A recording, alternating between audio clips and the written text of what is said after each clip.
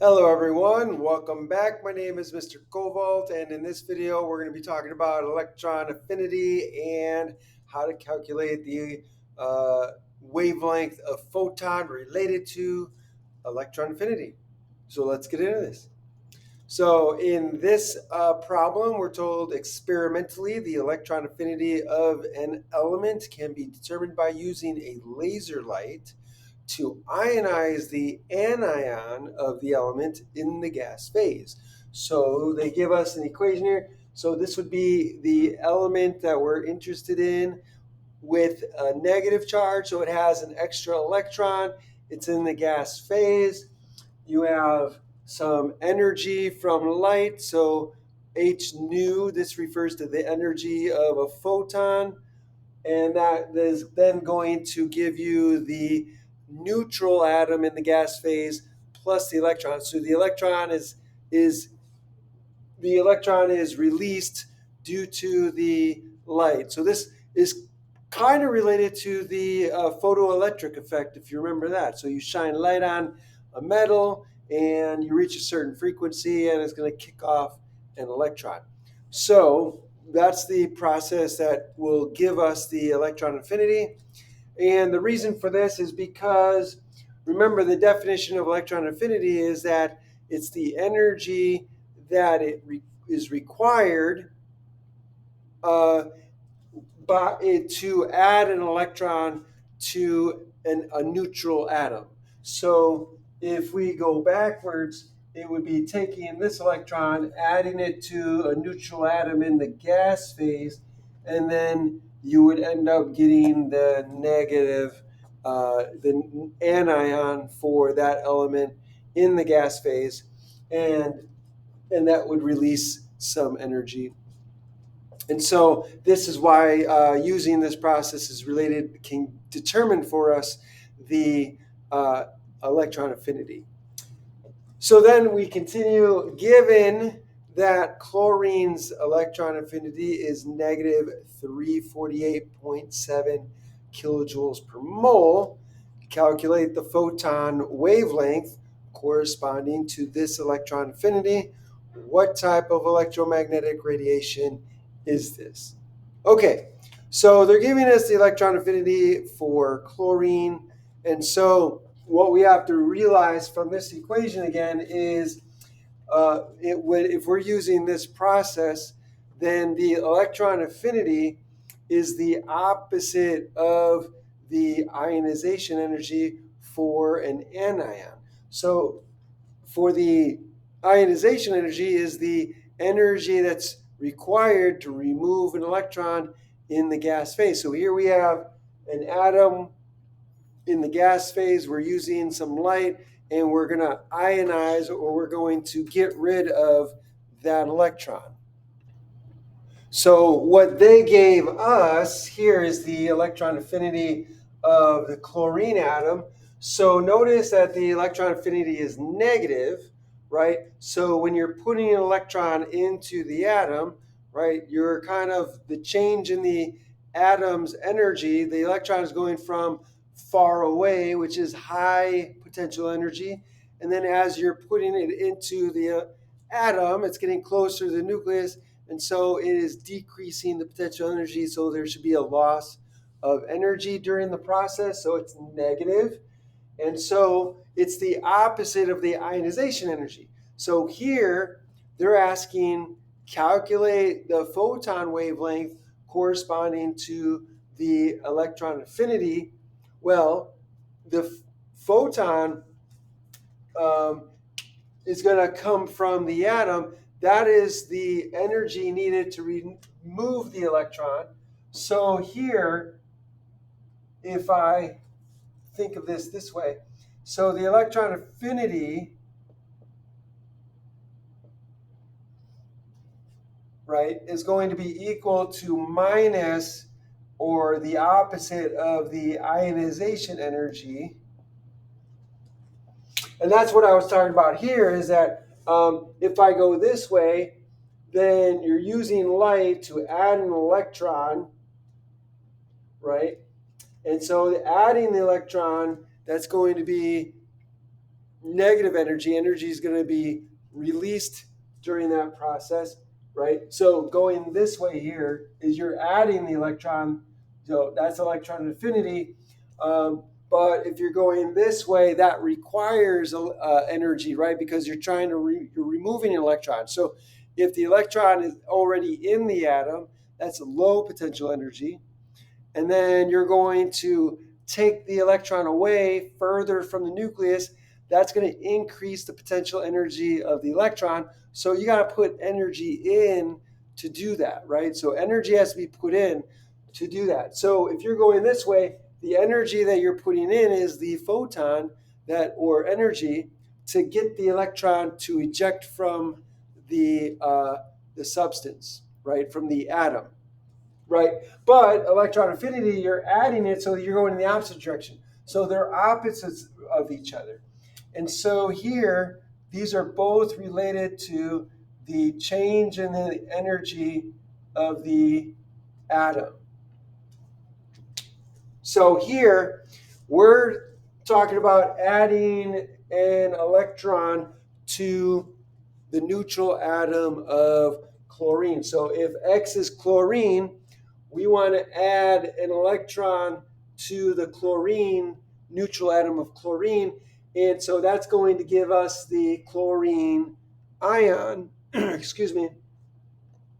And then you've got a release of energy in the form of a photon. We want to know what that energy is. That energy, the photon, is going to be directly related to the energy of the electron affinity that we know, that we're given here as a negative 348.7 joules, kilojoules per mole. Okay, so since the electron affinity, and that's going to be negative here, so the electron affinity is going to be equal to the negative of the delta E of the atom, the change in the energy of the atom. So if we plug in the negative here, it's going to be negative times a negative 348.7 kilojoules per mole. So of course that's going to be positive 348.7 kilojoules per mole. Now the change in the energy of the atom, that's going to be related to the photon that's released, right? So this is the energy basically of the photon released, because the change in the energy of the atom is related to adding that electron, and adding that electron releases that energy in the form of a photon, and that's what this is here. So this is actually the energy of the photon, and so we can use this to calculate the wavelength. However, this is kilojoules per mole, so this would be the energy that's released in the number of photons, right, per mole of atoms, right? So one photon per atom is released. So in order to look at the energy of one photon, we have to convert this to joules per mole. So joules per atom of chlorine. So we're going to take this 348.7 kilojoules per mole of chlorine. And so we want to get this, and we want to change this to joules per atom. So I'm going to convert kilojoules to joules. So I know that 1 kilojoule is 1,000 joules. So I'm going to put 1 kilojoule on the bottom to cancel out here with the top.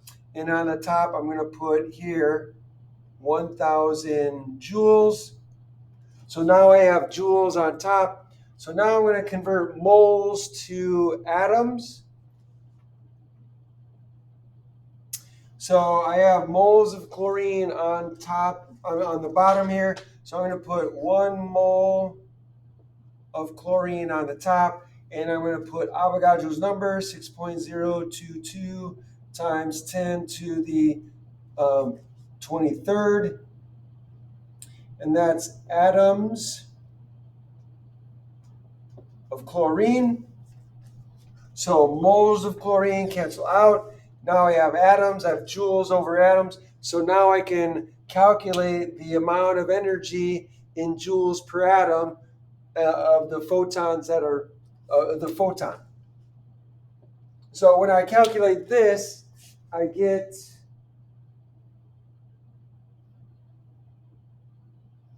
5.79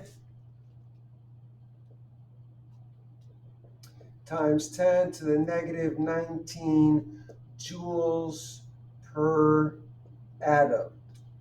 And that's atom of chlorine, chlorine atom.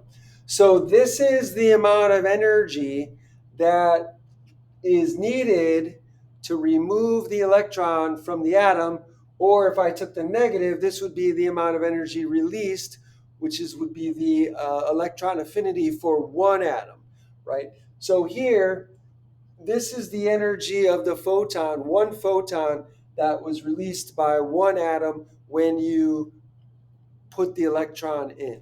Also, you can think of this as the energy needed to remove the electron from the atom.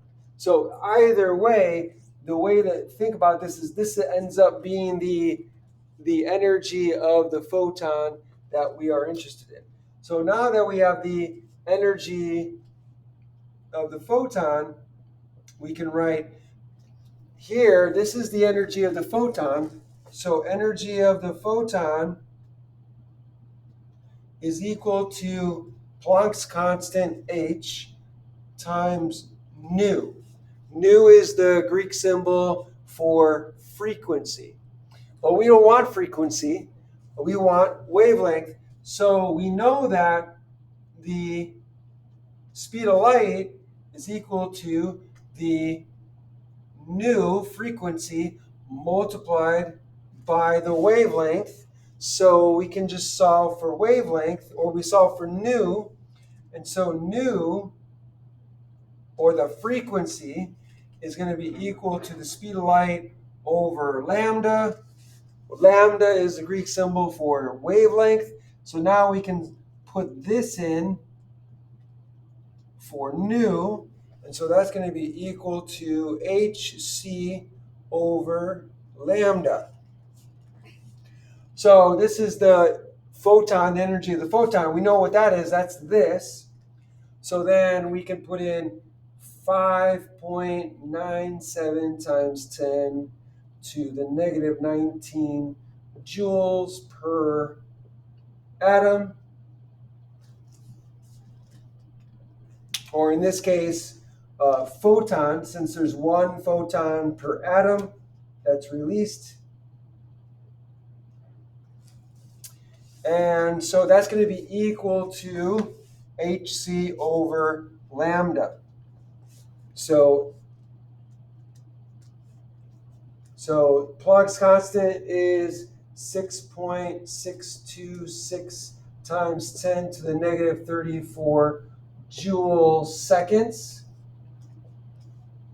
multiplied by the speed of light, which is 3.0 times 10 to the 8. So 3.0 times 10 to the 8 meters per second. And then all of this is divided by lambda. So now all I need to do is some algebra. So then that way, if I move things around, I'll have lambda is equal to Planck's constant 6.626 times 10 to the negative 34 joule seconds, multiplied by the speed of light, 3.0 times 10 to the 8 meters per second over the energy of the photon. 5.97 times 10 to the negative 19 joules, right? So this is joules per photon. So now I can solve for the wavelength. So you'll notice that joules cancel out, seconds are going to cancel out, and it leaves me with meters, which is a length. So I'm going to get the length of the wavelength in meters. And when I do that, I get 3.433. So this is going to be equal to 3.433 times 10 to the negative 7 meters. Let me double check that. Yes. Now, I have meters, but normally we have our wavelength of light in nanometers, so we can convert this to nanometers. So if I write it over here, so 3.433 times 10 to the negative 7 meters over 1. I know 1 nanometer is equal to 1 billionth of a meter, or 10 to the negative 9 meters. So I can use that as a conversion factor.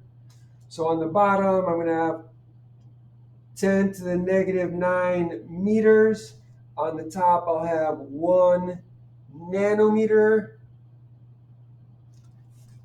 So meters are going to cancel out. Now I have nanometers. So then all I need to do is divide, and what I get is 343 or 43.3 nanometers. So that is the wavelength of light. And if you look this up on a electromagnetic spectrum, you'll find that this is kind of on the border of UV and visible light. So violet, so it's going to be on the border of UV and visible light, which would be violet. So violet light and UV light. So that's where this is the kind of radiation or electromagnetic radiation it would be. So you would have to compare this or compare this to your electromagnetic radiation scale. You could look that up on the internet and then see where this lies, and you'll find that it lies really on the UV violet, somewhere around here. So I hope this is helpful. If you enjoyed this video, if this helped you in any way, then please by all means like the video, share the video, hit the like button over here somewhere. Also, make sure you subscribe to my channel. Help me out here. Also, click on the notification bell. When you do that, click all so you'll be notified by all the videos I put out. And finally, put a comment down below in the comment section. Let me know what you think. Ask me questions. I would love to hear from you. If you have a question or a problem you need help with, or if you have a topic you would like me to cover, write that down below. I would love to do that for you. Thanks for joining me, and have a great day.